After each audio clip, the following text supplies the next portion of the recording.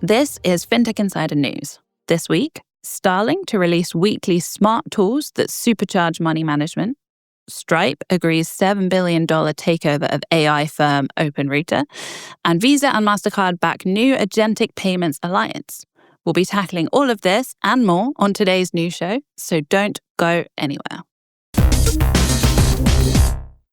Running a small business means I wear lots of hats. When I put on my hiring hat, I can count on LinkedIn Hiring Pro to make it easy. LinkedIn Hiring Pro helps manage my hiring workflow, puts my job post in front of a unique network of professionals, and matches me with the best candidates for my business. I can also share my job with my network. No other job site lets me do that. No wonder most small businesses say they'd use LinkedIn Hiring Pro again. Hire right the first time. Post your job for free on LinkedIn today at linkedin.com/quality.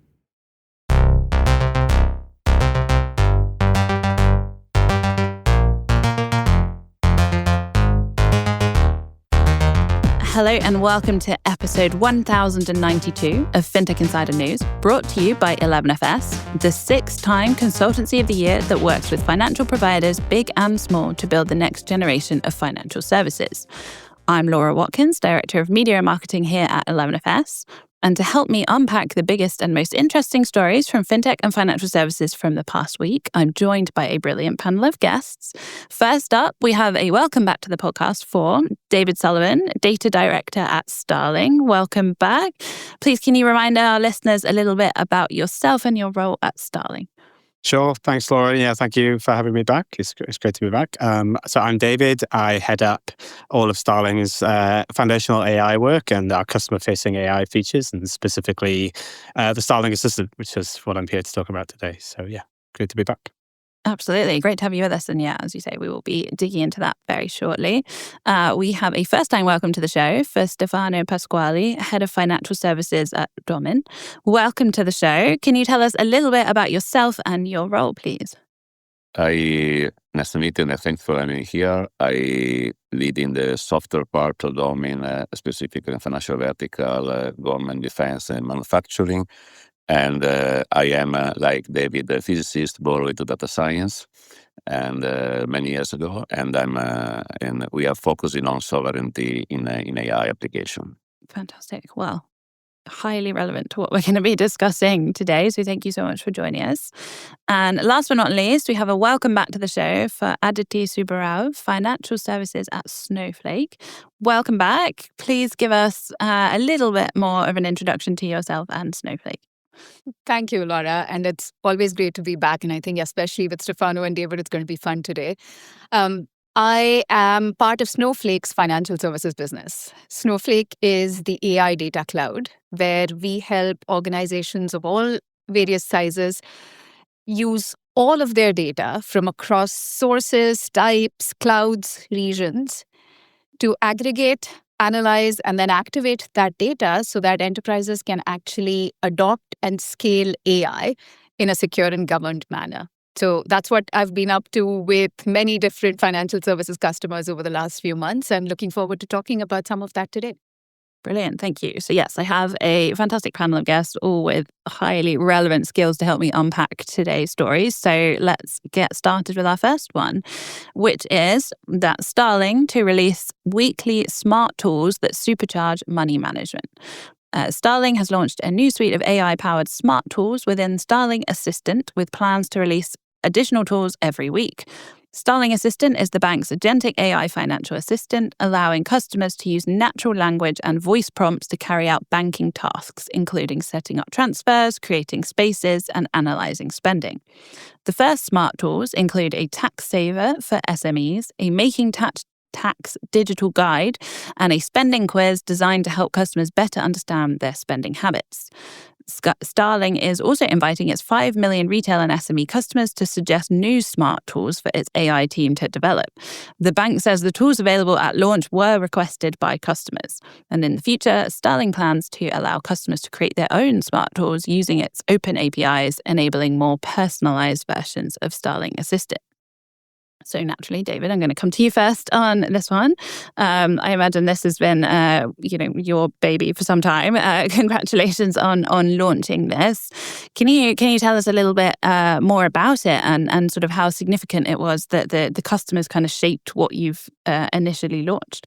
Sure. Yeah. Thanks, Laura. So yes, we've been working on Starling Assistant. So we conceived the idea to build the assistant actually about a year ago to this date, and then we launched it March 20th. And so it's been super exciting actually since launching to see how people engage with the assistant. We were first to market with an Agentic assistant in the UK. So it's been interesting to go on that journey, see how people use it, what works, what doesn't. And I think, in terms of kind of the value that AI gives and things like that, I think it's different for everyone, is what we've seen at the moment. Some people love it for the simplicity of navigating the app. So the assistant can deep link you to different parts of the app. Say you want to find your statements. We've all had that frustrating experience where you're told to leave the chat, click here, click there, and halfway there you kind of forget where you're going. So the assistant could do things like take you straight to where you need to be in the app. And so for a lot of our customers, that's how they primarily use the assistant. But I think, others are also using it to help with their budgeting and understanding their finances. Hence things like, introducing the smart tool for a spending quiz, which is a bit more of a kind of fun, engaging way to understand your spending.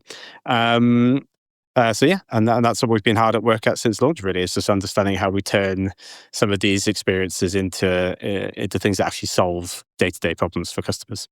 And how did you decide which two or three to start with? The tax savers for SMEs, the making tax digital, and then the spending quiz. We heard that they were requested by the customers, but how did you prioritize those particular ones? Yeah, so, Starling, we're really fortunate. We have quite a disproportional share of the SME market for a bank of our size. So, we have a very healthy kind of customer base of SME. So we never wanted the assistant to be something that kind of purely serves retail customers. We always wanted it to also be able to assist business customers with their kind of unique needs. And, we know there's a lot of change going on at the moment around making tax digital. Starling's also acquired a company called Ember that provides a kind of suite of digital accounting tools. So really it's a perfect opportunity for us to kind of lean into that angle and provide some assistance through AI, which can genuinely help with solving some of those common business banking kind of everyday friction points for customers. So again, with the changes going on at the moment, making tax digital was the obvious starting place. And we hear a lot of kind of feedback from customers in terms of they don't really know necessarily where to start with making tax digital. So hopefully by releasing a tool, it also kind of draws back the curtain on what the assistant can do for you, right? And it can actually do these things. And then the spending quiz, that run, again, we see a lot of use of the assistant since we launched it around these sorts of spending related queries. How much have I spent on coffee over the last month, and my shopping bill and things like that. And the spending quiz was a bit of a pet idea from our CIO, Harriet Reese, at the time, where she really loved the idea of a quiz that kind of drew you in an engaging and fun way, but really kind of tested, well, how well do you really know your finances and your spending, right? So it's something that we've kind of wanted to bring to the assistant for a while, but the launch of Smart Tools just kind of really, really made that possible. So that was a logical place for us to start kind of on the spending journey. Fantastic. And then kind of talk me through some of the sort of later aspirations. So agentic AI that can actually carry out banking tasks on behalf of customers. Kind of talk me through the move from AI that gives sort of financial information to AI that can actually take action here, and sort of where's the sort of value for customers there? Is this something that they're asking for? Are they, is it just a natural evolution of the product? Yeah, sure. So I think we know that AI adoption is still relatively low, right? Generally speaking, depending on what kind of age range you look at. If you look at YouGov data, we still see there's a lot of disparity in kind of AI adoption across the country, and especially in financial services. We know that there's really ranging kind of trust and buy-in for consumers in AI. So we know that that's something that's growing. It's maybe something that's not necessarily there today, but we anticipate kind of in the short to the medium term, over the next couple of years, we expect that as people use AI more and more in their day-to-day lives, it's something they also look to help with managing their finances or their banking, right? So it's something that is a little bit of a bet on the future, but obviously it's an exciting technology, and lots of banks across the sector are trying to develop in this space. But when we launched an agentic AI assistant, it was really important to us that it actually delivered that agency, right? I think, chatbots are relatively commonplace in the market. We've all had an interaction with a chatbot. But for us, we really wanted to take it to that next step and have the assistant be able to do things on your behalf. So we started with some relatively low-risk actions it could carry out on your behalf. It can manage your car controls. It can help set up a space to save for a rainy day or a holiday, right? And it can even help you move some money into that space, either as a one-off or on a recurring basis. And that's great. And those kind of small bite-sized pieces of functionality is something that we're constantly looking to expand the capabilities the assistant has at its disposal. But what we've seen since launching it is, users, when they open the assistant for the first time, can get a little bit of prompt paralysis. They don't necessarily know where to start or what the assistant can or can't do. And so that's what we're trying to solve with the smart tools, make these kind of intuitive contextual entry points that clearly show that they're going to solve a problem. Like, the spending quiz is a good example of, what it's going to do. It's going to go dive into your spending habits. One of the smart tools that we're working on for SME customers is a tool to pay an invoice. And so that tool would ask you to upload a PDF of an invoice. It would then create the payee for you on your behalf with your approval. It would stage the payment. And once it makes the payment, it might attach the invoice as a receipt. And then it might also then integrate with Ember accounting APIs and do all the digital accounting for you, right? And that's, again, using AI to solve genuine problems for customers and friction points, but in a way that when you open the assistant, it's clear what it's going to do and that it can do those things for you, right? So that's really what we're trying to solve with smart tools is peel back that curtain, as I said, on exactly what it can do. For sure. Thank you. And Stefano, maybe coming to you to bring you into this. Where do you think agentic AI can add the most value in everyday banking? Do you kind of agree with the entry points Dave was talking about? Is it sort of budgeting, saving, admin, or somewhere else? What's your take? I was saying that in Domyn, we are extremely focused on the governance side of AI. This is fundamental component of sovereignty. So I think the application in banking will scale up in terms of impact the more we increase governance and trustability of the AI system. And so I see a lot of impact for individual productivity, customer support, like David was mentioning. But when we go to execution, can be opening a loan or executing a trade for an investment bank, I think more governance, more harness is necessary in order to use AI in a mission-critical application.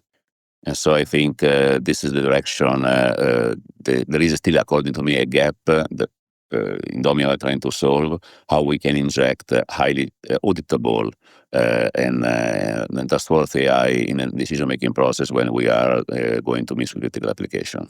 Fantastic. And Aditi, kind of coming to you, sort of thinking about that sort of future state, does AI sort of change how quickly banks can develop and launch new customer features? And sort of what does that mean for the industry when AI allows them to sort of experiment with these tools and how you might want to use them and get everything kind of stood up at pace? So I think that is a very interesting shift which is now starting to happen. And we have quite a few examples now of Revolut or of NatWest launching access via ChatGPT, etc., where historically, when a bank wanted to build a new product or a new feature or a new capability within their app, it would take months and months of building. First to design it, then to get it approved, then to actually build it, then to release it. That shift that has now started happening is banks are starting to think and act more like technology companies or software companies, where you have a release every quarter, every week, every month. Like Starling, David, you're planning on a weekly release of new features. So I think the first thing is that mindset is shifting, and AI is very much the mechanism for that mindset to shift. The capability now exists. But the interesting thing here, in my opinion, is twofold. Until now, we've sort of been looking at AI as two separate avenues. One is AI for software development or for tool building and application building. And then the second piece, which was thought of slightly differently when used in banking, is the AI for the analytics, the AI for the intelligence. You have all this data. AI can now give you insights on that data, and then you can understand so much more, and you can personalize solutions and so on.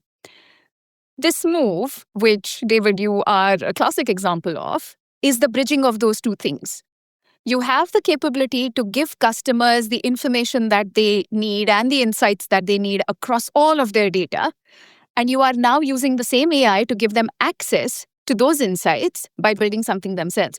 And I think those two things are what is now going to start that flywheel. It is much easier and quicker to build, but also because consumers will now see the value of building those things themselves, they are likely to stay more engaged. They are likely to keep asking more questions. They're likely to keep using the app more and therefore building new things. So it's almost like the starting of a virtuous cycle, obviously within the guardrails and the frameworks that Stefano mentioned. And therefore, I kind of think of this as almost a tale of two halves. One is the front end and one is the back end. And the way I see this scaling safely is the backend should still be very static, not static, that's the wrong word, but very institutionally owned. It is Starling's job, it is NatWest's job, it is Revolut's job to make sure that the basic infrastructure and the foundation on which any of these smart tools are built still stays extremely secure, extremely governed, extremely compliant. And then only the front end, like I change the face on my digital watch or like I change the pictures on my phone app, that is something the user should be able to do very quickly, but the back end still stays robust. And that's kind of how I would see this phenomenon evolving. Amazing. I mean, we're very much almost out of time on this story, but David, would you like to just give us a quick final word from your perspective on kind of what Aditi just said? Yeah. I mean, just to follow the other big thing for us is building trust as well, right? Like we know there's still a big trust barrier to AI, but giving users the ability to write their own smart tools, but also submit ideas to us and then see that appear in the app very quickly, I think help build that trust, right? Because you feel part of shaping the experience, and that's really important to getting people bought in and trust that these assistants can do things safely on their behalf, right? So there's still a long way to go on building that trust, but this is something that helps with that as well. And if I may add one quick comment on Aditi, very interesting point of view is that she mentioned model analytics coming from 20 plus years of very painful model risk management processes in banking asset management. Releasing analytics blindly with AI can be a very tricky job. So to the point before, owning a very rigorous process of governance and auditability is super important because AI is very powerful, but very dangerous when generating insight and contents. Change the iWatch face is not a big deal, but building a trading execution is a big deal. 100%. So yes, we will draw a line under this one there, but David, we've kind of half given you a roadmap there, but also please do come back and tell us more about how it's all going as you get more and more smart tools rolled out. But I'm going to move us on to our next story, which is that Stripe has agreed a $7 billion takeover of AI firm OpenRouter. Founded in 2023, OpenRouter provides a single gateway through which developers can access and compare more than 400 AI models, helping users select models based on factors including cost and suitability for different tasks. The company raised $113 million in Series B funding in May at a reported valuation of $1.3 billion at the time. OpenRouter CEO Alex Atala has previously compared the company's model with Stripe's own approach to payments, with both businesses providing a single access point to multiple underlying systems and reducing dependence on individual providers. Separately, Stripe and private equity firm Advent International are reportedly still pursuing a $53 billion acquisition of PayPal, although PayPal's board has raised concerns around the value of the offer, financing, and the likelihood of regulatory approval. So, Stefano, I might come to you first on this one. Stripe has built its business by making complicated payments infrastructure much easier for developers to access. OpenRouter, by their own kind of standard is trying to do something similar with AI. Is this a sort of natural partnership, meeting of minds between these two companies? What's your take? I think so. It's a very natural evolution. Stripe, the whole business is sitting in the middle of a transaction, taking small fees out of the transaction. So now this decision will allow basically from payments, financial infrastructure, and making a link with the AI economy infrastructure. So I think is a very natural step. One thing that you thought to highlight, that switching between models with the router is one thing. Owning the intelligence of those models is another thing. Back to the governance before, but I think it's a natural evolution for the business model. For sure. And Aditi, what's your take on this? Obviously, there's for up to 400 models, as I read, that are available here. As that kind of continues to grow. What's the sort of the value of the layer between the developers and the kind of AI models? And is it important who owns that? Yeah. And Laura, over the last 6 months to 1 year, a lot of the narrative around AI, especially in enterprise AI, has shifted from that initial experimentation and go all in and try as much as you can narrative into the how do you optimize your usage of tokens narrative. Because people have started blowing through their budgets. That whole era of token maxing is over. And more institutions are starting to realize that they need to get a lot more aware of the costs and the impacts of the way they're using AI and what they're using for. So therefore, in the past, where nobody would blink an eyelid about, like they say, again, another cliche, using a sledgehammer to crack a nut from an AI perspective, these days, people are starting to get a lot more aware of, do I actually need such a large model to do the small job that I need to do? Amongst those models as well, is the one from OpenAI a better one? Is the one from Anthropic a better one? Should I go to some open source model somewhere else? Are the Chinese models a lot more effective?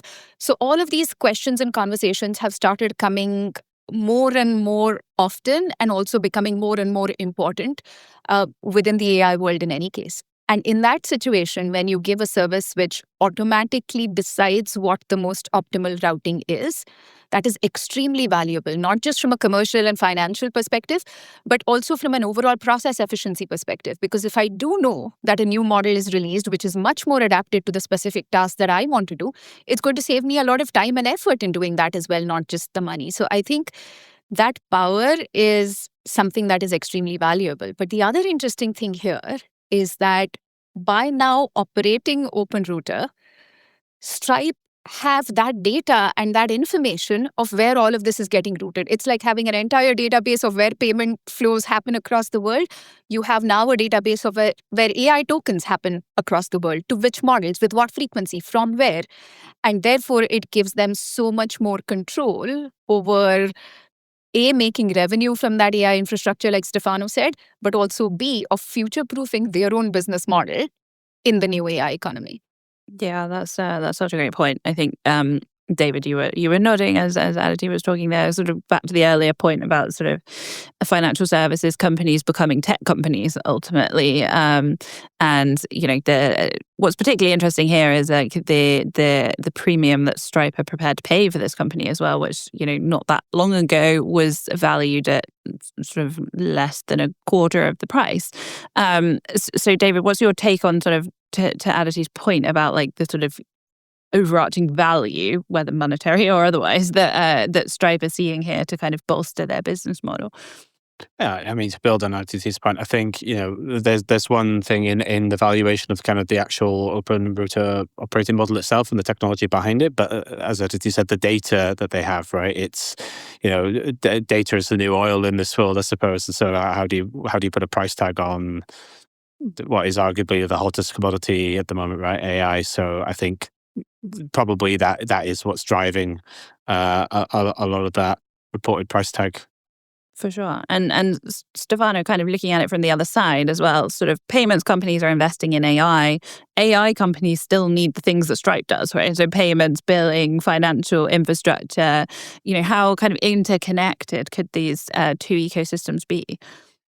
Similar connected, and clearly Stripe now, to the point before, is on the control point where AI is consumed and measured. So this is unique for positioning, as I mentioned before, and can be definitely a set that become mainstream in the market now. I still think that be able to route between models is very different than controlling the asset. And if we go back to application in very sensitive miscreative application like payment, I think the trustworthiness part is very important to take into account. But definitely the ability to route with such efficiency mounted of the financial infrastructure is definitely an insane business opportunity that they have for sure. I think on that billing point, there's another thing to think about, which is a few months ago, or last year, I don't exactly remember when, Stripe also acquired another company called Metronome, which does billing for AI. So now they are effectively doing both the invoicing and the billing and the collecting of the money for something that they are now routing to different companies. The other angle here is all of these model providers that OpenRouter will then be by default choosing between are big customers of Stripe for their own separate billing needs. So does that somewhere create friction or tension for Stripe where they are the people charging money for the billing for a company that they're telling we're not channeling tokens towards? So I think there are quite a few questions within this deal, and I'm curious to see how the dust settles. Yeah, for sure. I think that's very interesting. It's like on the one hand, Stripe are kind of like a magnet kind of pulling all of these big companies towards them. They're making huge acquisitions. I mean, I should say at this particular moment, this one has not necessarily been confirmed. It has been, rumored that they're making this one. Equally, they're sort of still pursuing that PayPal takeover, which obviously shows the scale of their ambitions, whether it comes to pass or otherwise, that is sort of showing where their head's at the very least. So, it's kind of making a statement, if nothing else, about how big they're prepared to kind of go. I think. I think they are, just making an enormous sort of infrastructure play all over the shop at the moment, which is sort of, going back to like that, moving beyond fintech into just broader tech. Kind of, what's your take on that, Aditi? So I was just thinking as you were saying this, Laura, that until now, the payments were being made by people. Going forward, payments are going to be made by agents. When agents start making payments, effectively the currency that you're using, again, historically, the currency we were using was fiat currency. Maybe now, recently, some stable coins, etc. In the future, once agents start making those payments, yes, they will be predicated on currency, but there will be so much more usage of AI and so much more exchange of AI tokens that will happen in the background and between this. Perhaps Stripe have realized that the percentage margin that they get is much more from those tokens than from genuine currency transactions. And therefore, maybe it's about keeping the same business model, but changing the asset on which that business model operates. So I think it is very much an infrastructure play, but for the infrastructure of the future economy rather than the current economy. Yeah, that's such an interesting point, and kind of backs up your earlier theory that they're sort of just future-proofing their business model as much as they possibly can as well. Stefano, what's your thoughts on that?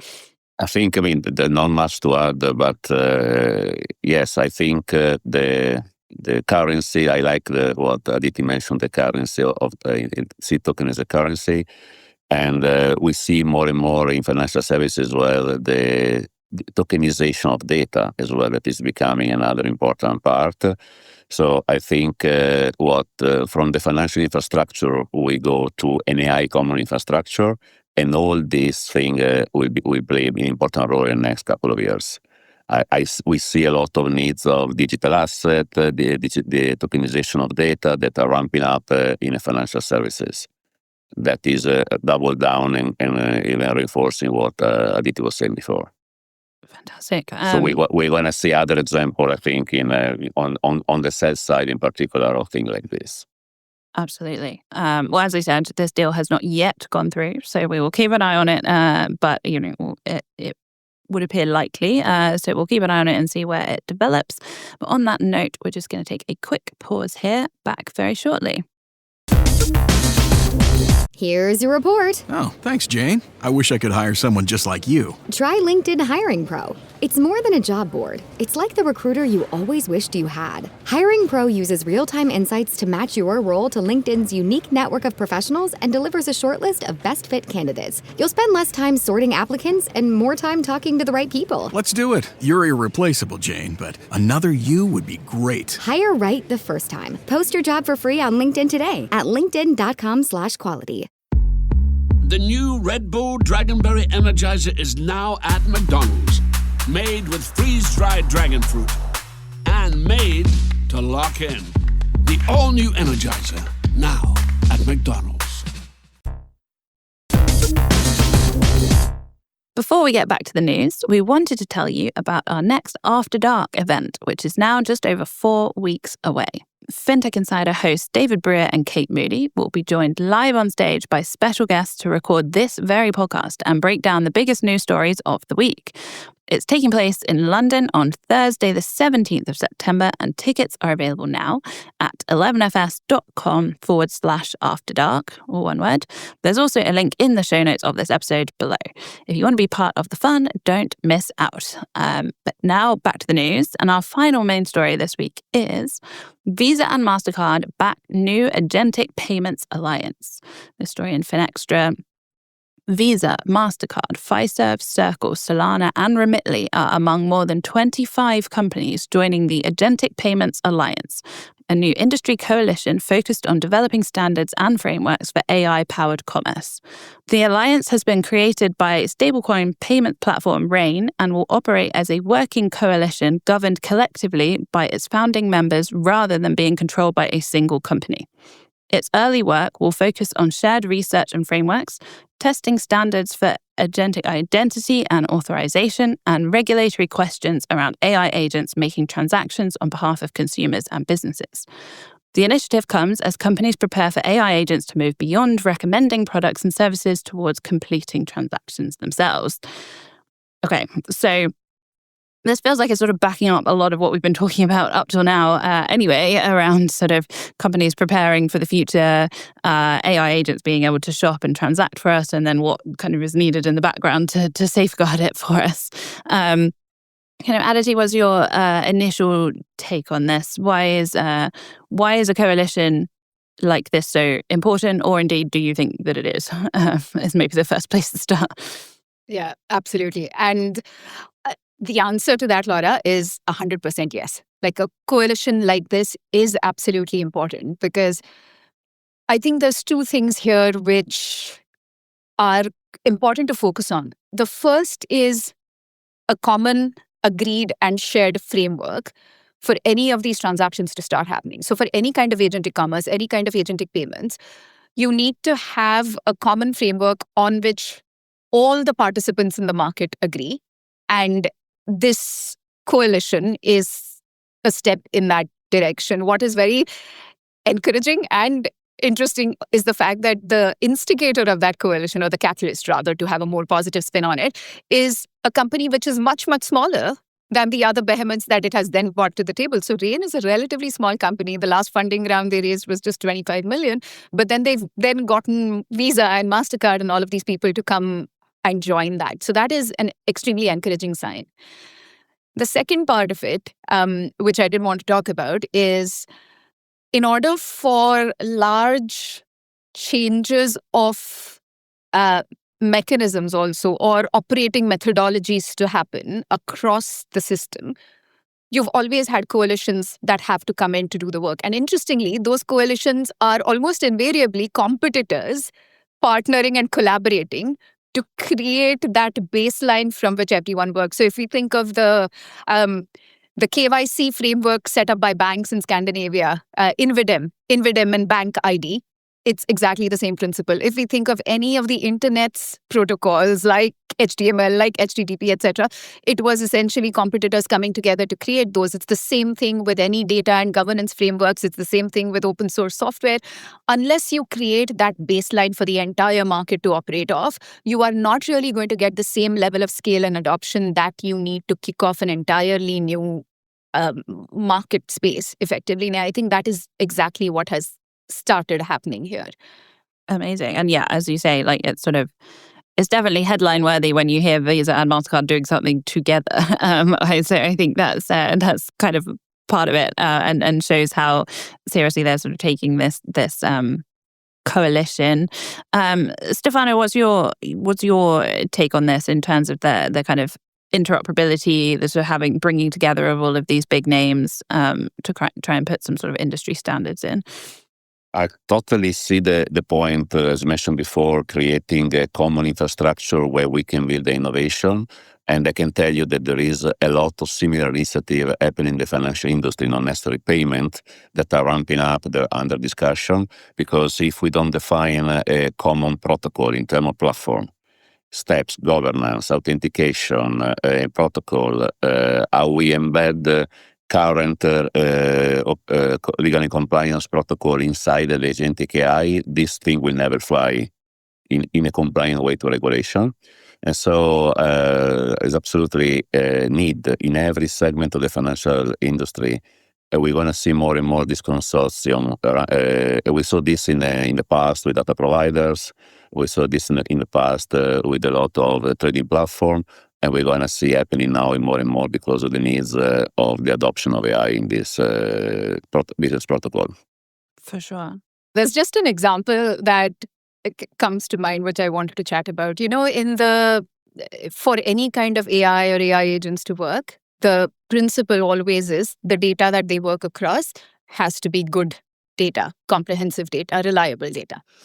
However, if you look at the move to the cloud that has happened in financial services, especially kind of during and after the COVID era, you still have the hyperscalers, so the Googles and the Microsofts and the Amazons of the world, that are relatively closed in their own universes and their own landscapes. They each have their own separate offerings for everything across the stack, from data storage to governance to AI tools and so on. The biggest challenge that organizations face at the moment is that they don't talk to each other so well. And therefore, as a large multinational bank with a multi-cloud strategy, my struggle is how do I get all of my data together? Now, in something like this, the analogy I think of is, 30 years ago when you wanted to book a flight or when you wanted to travel somewhere, you'd go to a travel agent, I think. The travel agent would then pick up the phone to one airline, ask them what flights they had and at what time, and give you a printed ticket for that one airline. You would have no idea what other airlines are doing, what prices they are, where else they're flying, what other destinations can you optimize by clubbing together two different airlines. We can do all of that today when you go to a Kayak or some sort of travel supermarket kind of website. And I think that is the change that is starting to happen now in the payment space with this kind of interoperability, where even though they are different payment rails, even though they are different kind of providers of perhaps similar infrastructure, the moment you let agents loose across that landscape, those agents are going to try to optimize everything as much as they can. They're going to optimize the payment hops. They're going to optimize interchange fees. They're going to optimize the settlement and FX rates that they get. And you can only achieve that true value of optimization if everything is interconnected. So I think that's kind of how I see this change happening. Yeah, for sure. I mean, David, what's you were sort of nodding along there with the sort of a travel agent analogy there. What's your kind of take on this, and in terms of, particularly future-proofing towards agents sort of operating on our behalves, essentially? Yeah, I think, definitely double down on all the points Stefano and Aditi have made, right? I think also from a purely technical perspective, if you don't have that kind of consistent protocol and set of interfaces, then, AI's come a long way and there's incredibly sophisticated models out there now. But even those, if you don't give them a consistent landscape of protocols to work with, they won't it fundamentally won't work, right? And I think this kind of alliance is really evidence that if this market is to grow and agentic commerce is really to take off, then actually all these payment providers they have to come together and come together on a unified protocol, right? It's the only way this is going to work. So I think that's the first thing. But yeah, then in terms of trust, I think as consumers, dispatching an AI to buy something or spend your money on your behalf is a huge thing. We talked about building trust earlier on, right? Everything we've talked about so far in this podcast, we've not even come close to the idea that AI would spend your money on your behalf. So the work that needs to go into building the trust and making sure that it's transparent, I think if every provider had a different flow for that, it's going to be a very disjointed experience for consumers. And so that's also not going to help with that kind of picture of building out trust. Yeah, that's so true. And Stefano, what's your take on that kind of trust element and the kind of consistency in the experience leading towards that? Maybe as you noticed from my comment, this podcast for me is all about trust. In Domyn, we did a lot of research. We published 20-something papers in a year. About 90% of them they were about trust. I still think that in having agentic AI penetrating these mission-critical, highly regulated processes, we still need to remember that we are dealing with a probabilistic technology. Doesn't model is a probabilistic approach, and we can be probabilistic, but we have to be deterministic in dealing with transaction, portfolio construction, loan evaluation, etc. So I think the need of keep on investing in audit trail, traceability, live evaluation. This is not a problem that we solve with putting a stamp on a model and an agent that does a good job once, but it has to be a live monitoring of the behavior of the agent, in particular for mission-critical application. So the typical example, we published a paper last year about positional bias language model, where you ask, given all the analytics and modeling that you can have available, you ask an agent which is the best investment between Tesla and Microsoft. It tell you Tesla in a very compelling way. Same prompt, you invert Microsoft Tesla, it tell you Microsoft. So basically, it's biased to choose the first asset security mentioned in the prompt.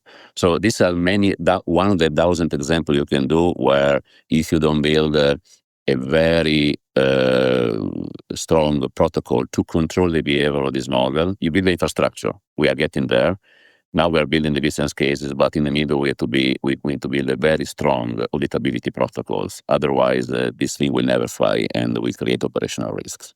Absolutely. And then finally, how does that sort of then translate towards the consumer? So you've got everything sort of set up in the back end so that it's secure, but how do you convince me as the customer that it is in order that I trust it to transact for me?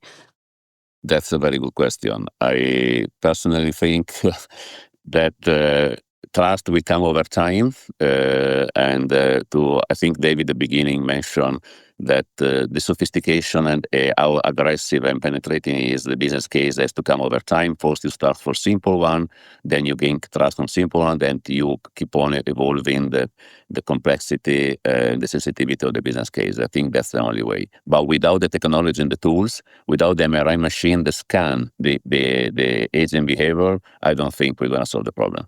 For sure. David, you're nodding. Anything to add to that?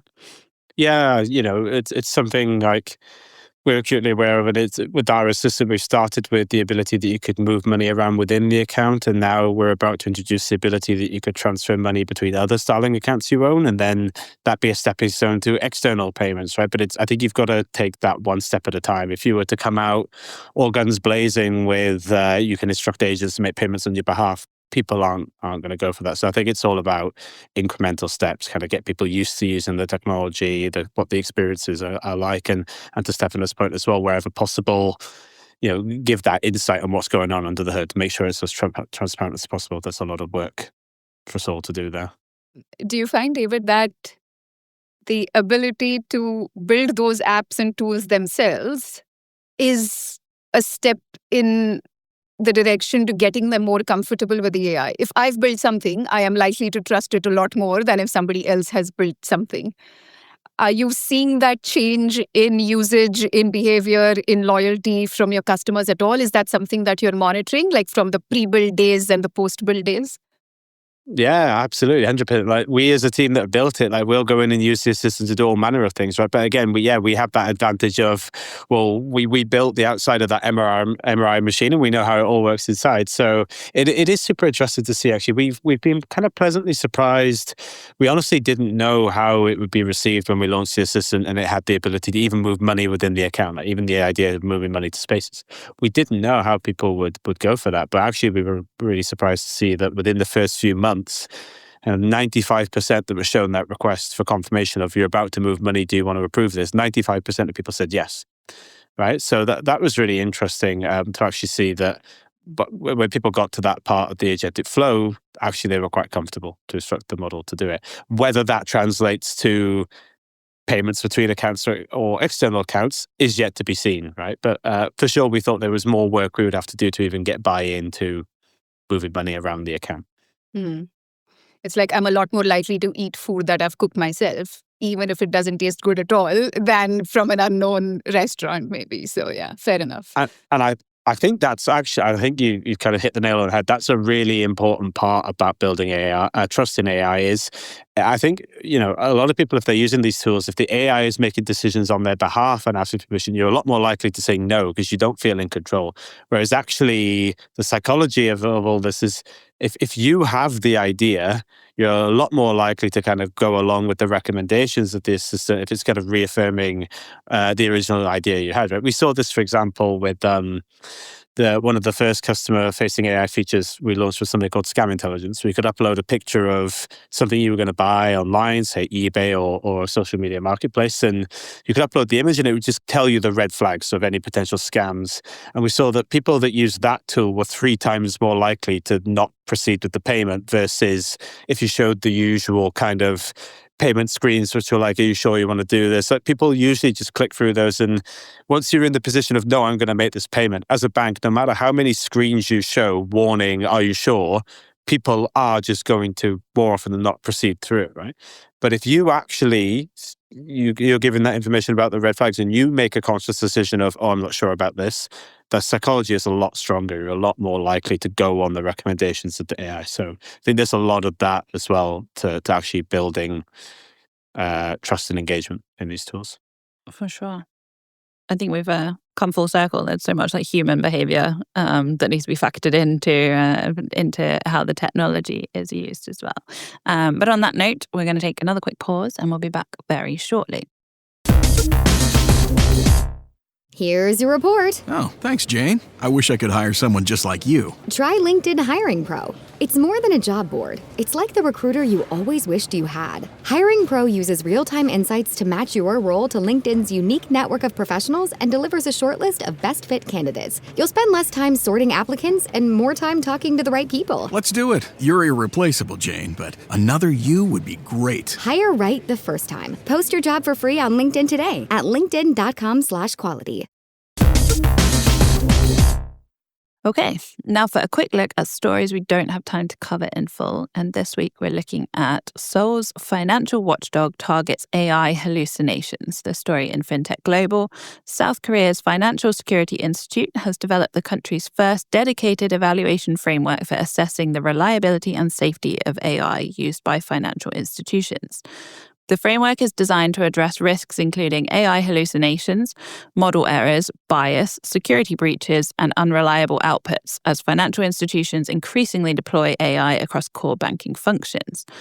The framework draws on existing South Korean regulation and guidance, as well as international standards, including ISO IEC 42001 and tools developed by the UK AI Safety Institute. The Financial Security Institute plans to begin pilot testing in the second half of 2026, with full evaluations expected to start in 2027, initially amongst its member financial institutions. So, the Korean market is not one that we cover very often on this show, even though it's very easy to imagine them being a very tech-first market. So, it's good to see them leading from the front here. but also drawing on local data and regulation, as well as looking further afield for inspiration. Obviously, sitting here in the UK as I am, it's interesting to see them choose the UK AI Safety Institute's tool in particular.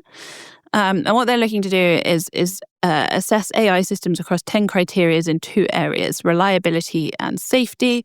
Reliability covers areas such as model performance, data quality, fairness and bias, and the ongoing monitoring of hallucinations and performance degradation. And the safety assessment covers areas including AI-specific cyber threats, protection of AI assets, third-party models, supply chain security, and leakage. So obviously, when you're talking about AI, the best things you can do is make it reliable and secure. And they are launching this in early 2027, which probably can't come soon enough at the rate that AI is being used, as discussed in basically all of the stories in today's show. So it'll be very interesting to see if other markets follow suit and or borrow the same frameworks that South Korea are laying down. So we'll keep an eye on this one and see how it evolves. And now I'm going to move us to our And Finally section. Our And Finally this week is £173,000 of government spent on influencers, a good value for money exercise. So this story on the BBC, the Isle of Man government has spent £173,000 on influencer marketing over the past 5 years, according to figures released following a Freedom of Information request.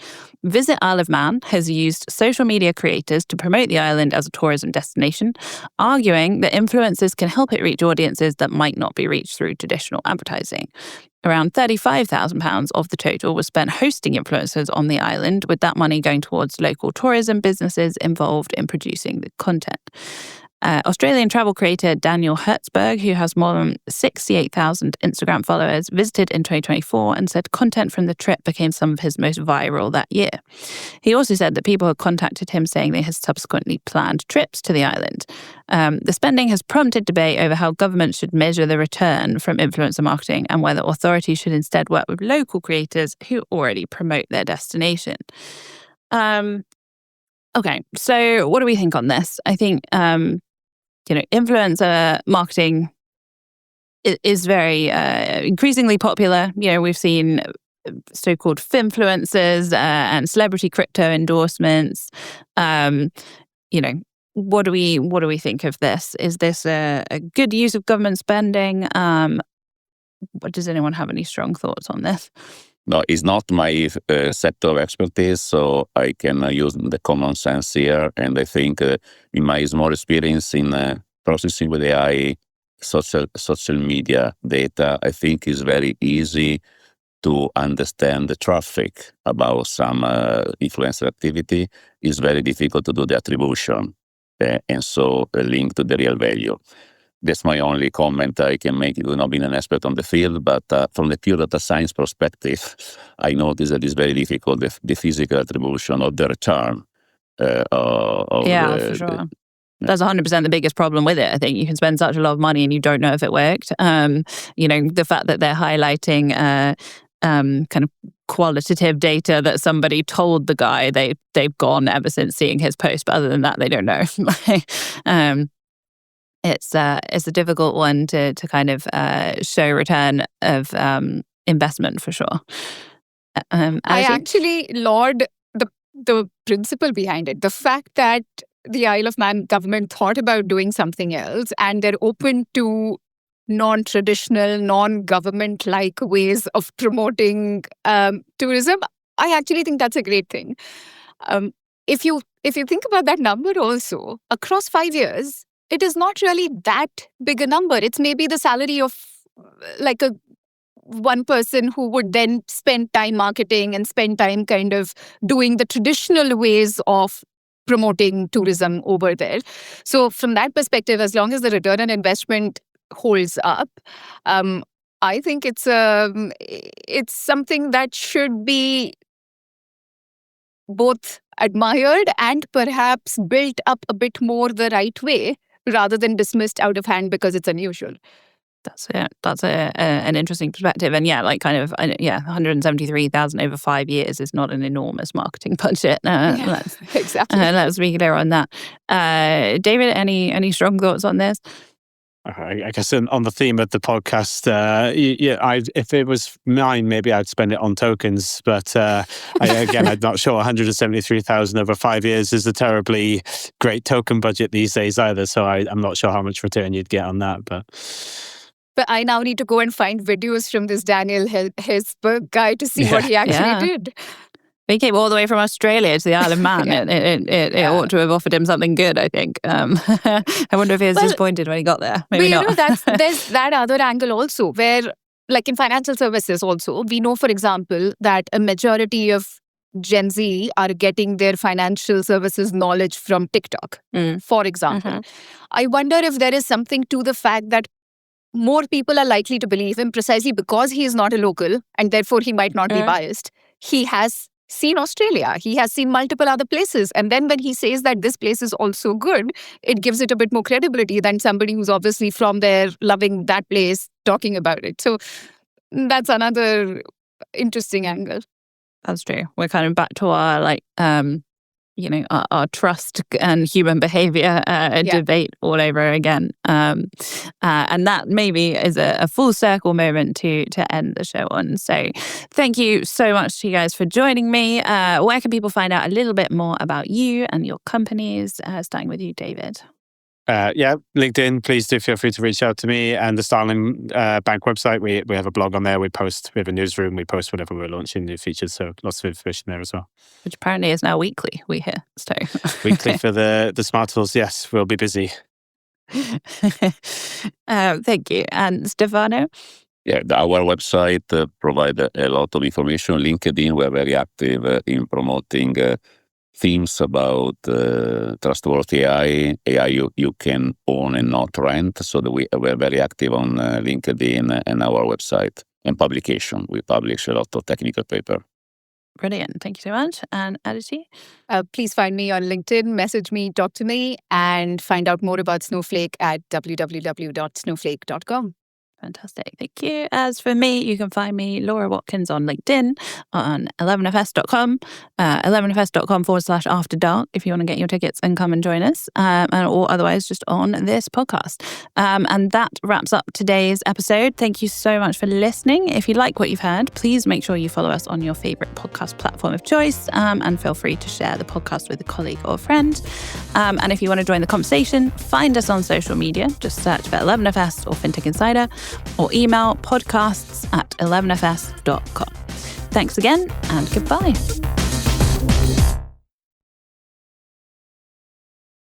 The right window treatments change everything. Your sleep, your privacy, the way every room looks and feels. At Blinds.com, we've spent 30 years making it surprisingly simple to get exactly what your home needs. We've covered over 25 million windows and have 50,000 five-star reviews to prove we deliver. Whether you DIY it or want a pro to handle everything from measure to install, we have you covered. Real design professionals, free samples, zero pressure. Save up to 40% when you buy 2 or more. Rules and restrictions apply.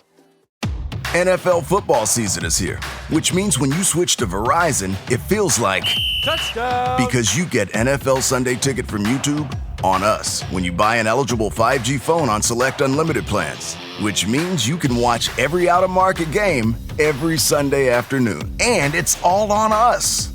Now that's the Verizon way to kick off the NFL football season right. Switch and get NFL Sunday Ticket from YouTube on us, only with Verizon. Look what TJ Maxx dragged in. The Devil Wears Prada 2 is now streaming on Disney Plus and Hulu. We are digital, we are downloadable, we are streamable. The fashion event of the year is certified fresh. Pull yourself together, we have work to do. Critics say it's smart and witty and the perfect sequel. That's all. Get runway ready for The Devil Wears Prada 2 on Disney Plus and Hulu. Rated PG-13.